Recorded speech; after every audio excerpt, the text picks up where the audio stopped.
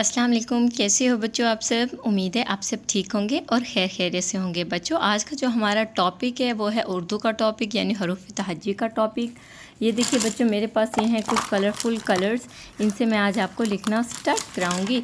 सबसे पहले ये देखिए बच्चों, ये है मेरे पास जो अल्फ़ाबेट है हरूफ, जिसको हरूफ तहज्जी बोलते हैं, वो है जीम।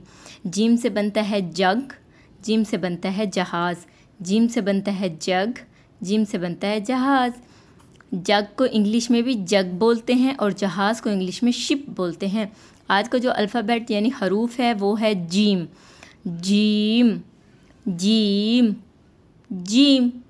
बच्चों ये देखो, ये है मेरे पास red colour, this is a red colour. इसे हम लिखना स्टार्ट करेंगे।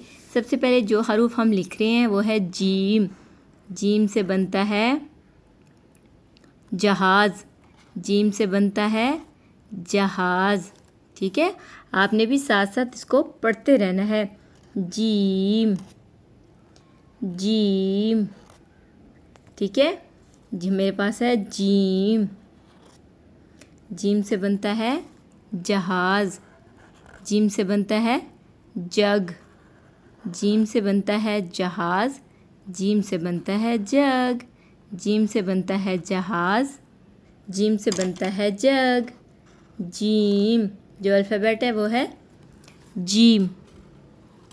जीम से बनता है जहाज़, जीम से बनता है जग, जीम से बनता है जहाज़, जीम से बनता है जग। जीम जीम जीम जीम जीम जीम जीम जीम जीम जीम जीम। दिस इज़ अ जीम। जीम के अंदर होता है एक नुक्ता, उसको बोलते हैं जीम। जो हरूफ तहज्जी में जो जीम होता है ना, वो ऐसे लिखते हैं, उसके अंदर एक नुक्ता होता है, उसको बोलते हैं जीम। जीम से बनता है जहाज़, जीम से बनता है जग, जीम से बनता है जहाज़, जीम से बनता है जग। जीम जीम जीम। बच्चों आज का जो अल्फ़ाबेट है वो है जीम। जीम से बनता है जग, जीम से बनता है जहाज़।